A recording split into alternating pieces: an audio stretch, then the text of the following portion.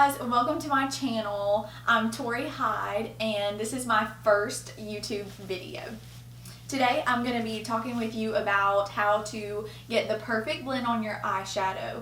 If you would like to see how I blend my eyeshadow and see an eyeshadow look done with me, then just keep watching. So there's a lot of stuff that goes into getting the perfect blend on your eyes. I know I look kind of funny, I have a full face of makeup but no eyeshadow, but we're getting into that. So I've already primed my eyes using a MAC Soft Ochre paint pot. I take this, you can either take a little brush, put it on your eyes, or use your finger. I just use my finger. I'm going to be doing a warm tone look, that's why I chose Soft Ochre. It's like a yellow tone cream shadow. I also like to use Painterly paint pot from MAC if I'm going to do a cool tone eyeshadow look. Okay, I have about 5 or 6 eyeshadow brushes that are essentials to me. Oh, before that, it's very important that you set your paint pot down.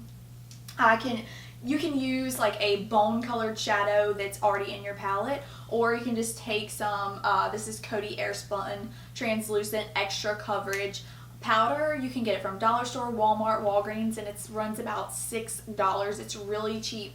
It has a lot of product in it. I'll just dip my brush in and set down my eyeshadow. That way it's not tacky. Because if you go in with a sticky base in your eyeshadow, as soon as you touch your eye with that brush, it's going to stick. All the product is going to stick in one spot and it's going to be really hard to blend. So that's important.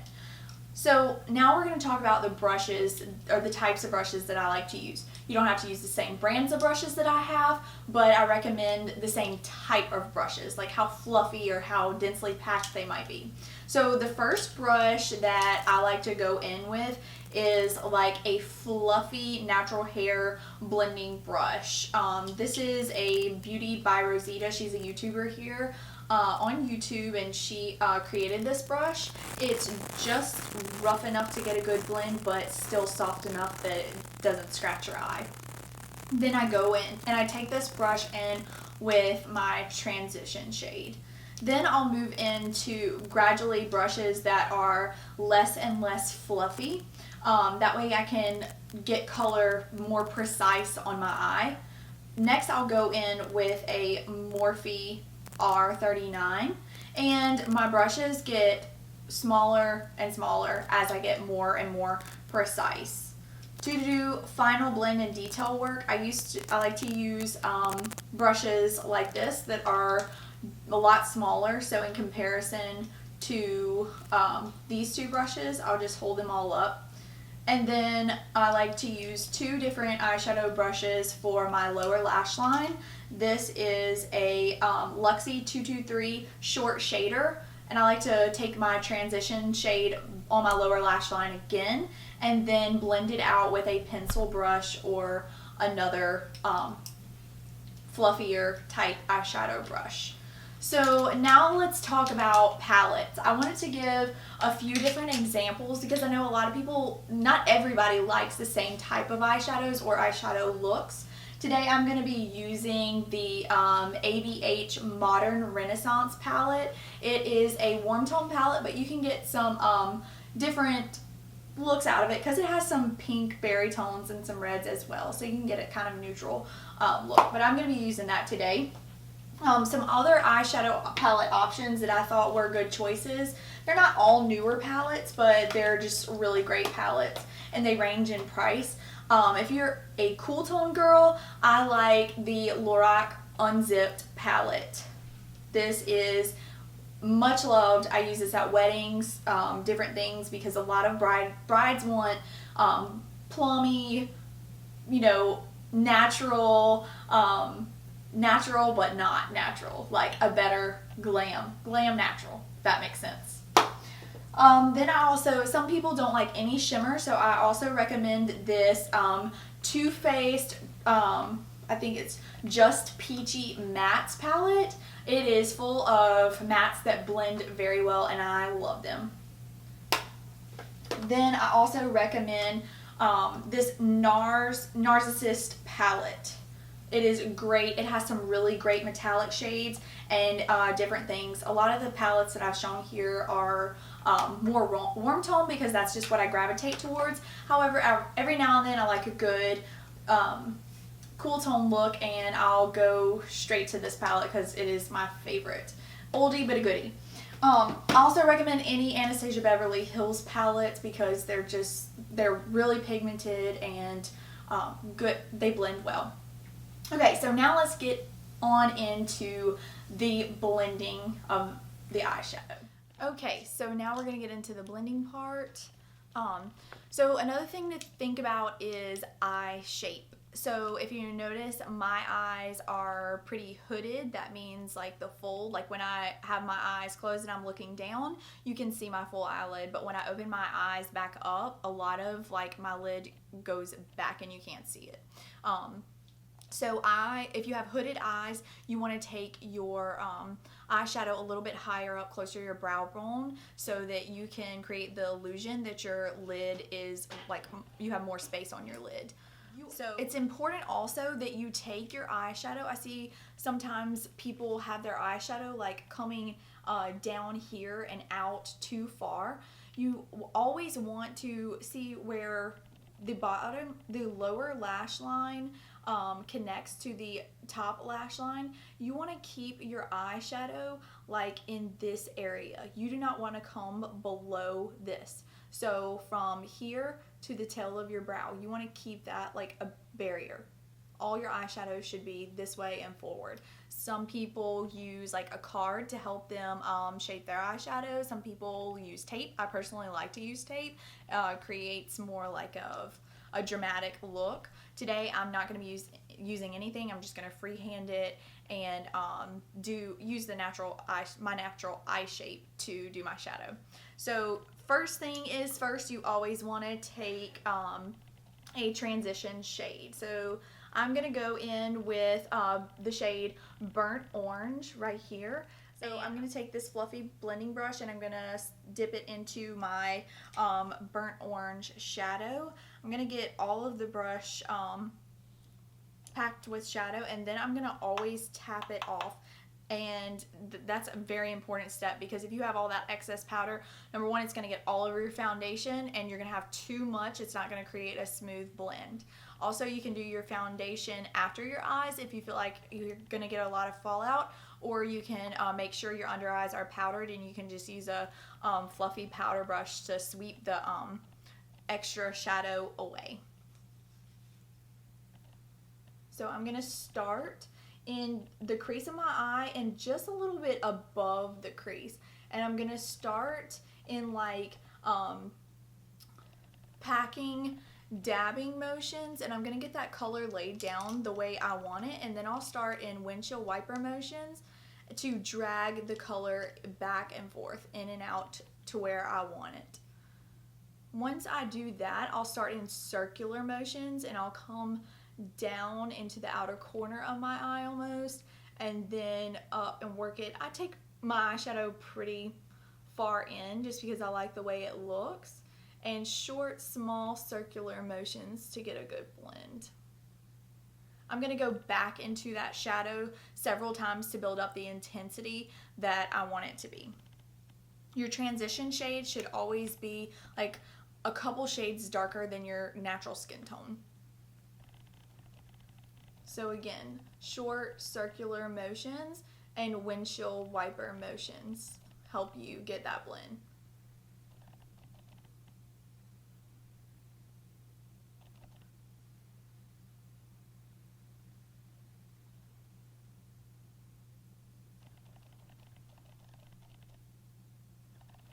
And I'm just going to blend all the way around from inner corner to outer corner. Short circular motions and windshield wiper motions back and forth until I'm pleased with the way it blends. It does take time, so don't get frustrated, because it's going to be some work and some practice until you get good at it. I'm always going to go back to a clean, fluffy blending brush. That way I can go over all of the edges and make sure that everything is blended out without having any additional shadow on my brush. This is something that I learned from one of my favorite YouTubers, Jaclyn Hill, is a clean brush is so important because it can help your blend go to the next level. And again, I'm not taking this shadow out past the tail of my brow or where my lower lash line and my upper lash line meet. I'm going to go back into that burnt orange shade again. And again, we're just building up lightly because it's easier to add than to take away.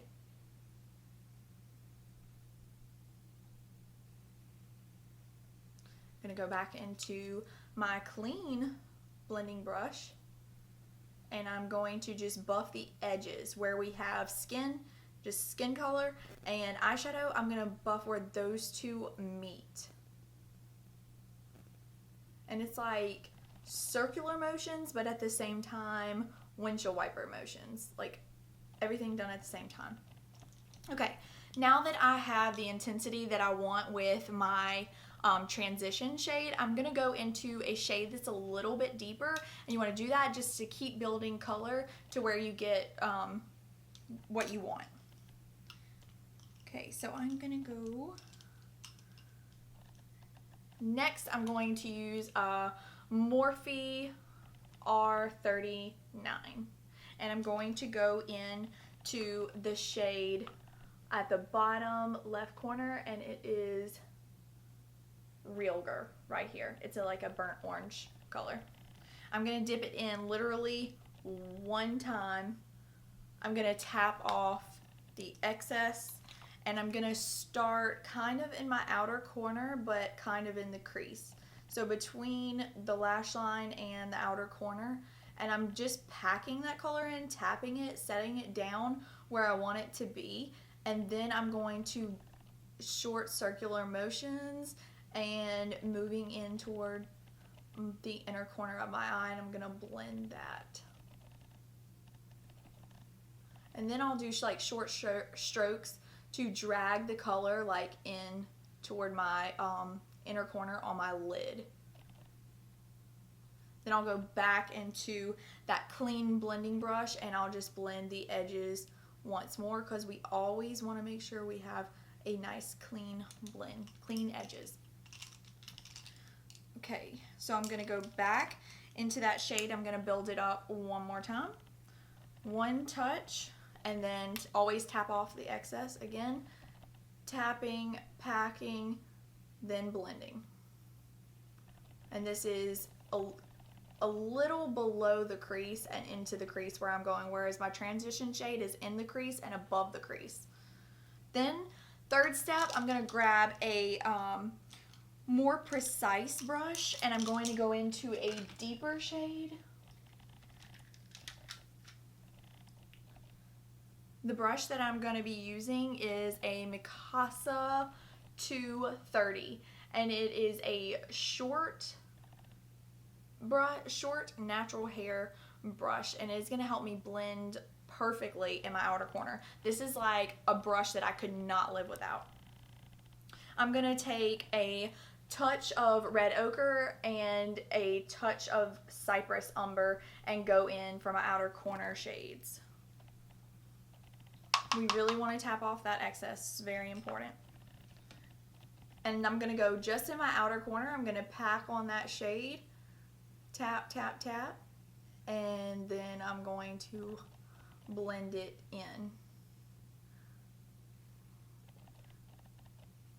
Also, you want to keep your hand at the end of your brush because if I hold my brush up here like a pencil, I'm going to have so much pressure on my eye and it's not going to blend as well. But if you hold your brush at the very end, it's like nice feathery strokes.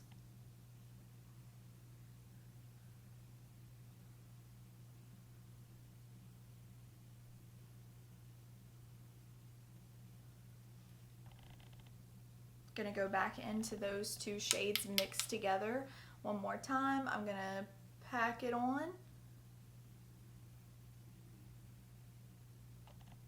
and then I'm gonna blend it out.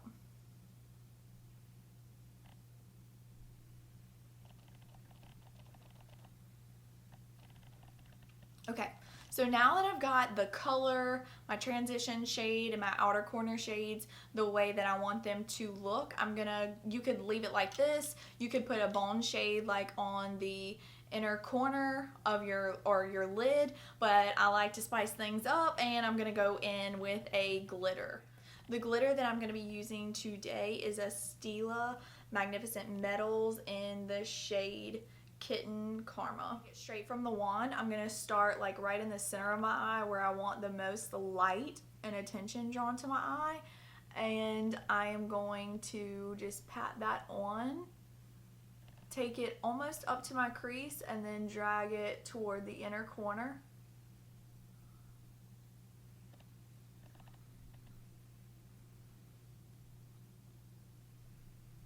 Then I'm going to take a flat shader brush from MAC. The MAC 242. It is a flat shader brush, and I'm going to blend out the edges, because if you see right here, I have like a harsh line where the outer corner shade meets the glitter, and we don't want that to happen. So I'm going to take my brush and I'm literally going to pat and drag until I've blended out the edge where the two shades meet. Pat and drag. Also, I'm going to blend where that shade touches my crease color. I'm just going to dab it out. Okay, and you can see it's like it's seamless to where this shade meets this shade. Okay, you can also go back over that edge with your outer corner shade, that Mikasa 230. Now that I'm finished with the lid, I'm going to go and do my lower lash line. So I'm taking this really small fluffy brush. It is a Luxie 231, and I'm going to go into our transition shade, which was the burnt orange color. I'm going to tap off the excess on my brush, and I'm going to go in the lower lash line.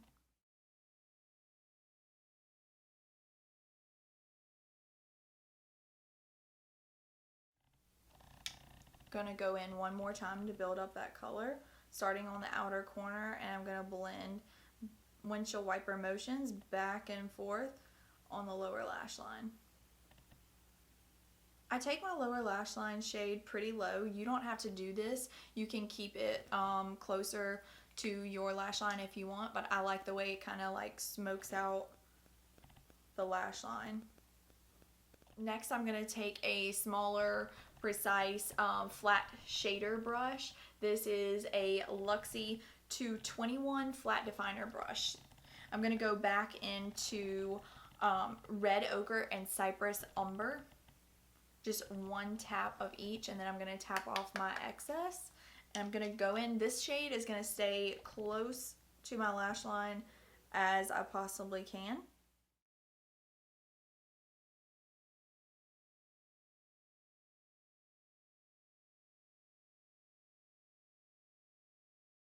Then I'm going to go back in with a clean little fluffy little pencil brush. It's a Mikasa E130, and I'm going to go back in with burnt orange, just a little touch of it, and I'm going to just blend out those edges.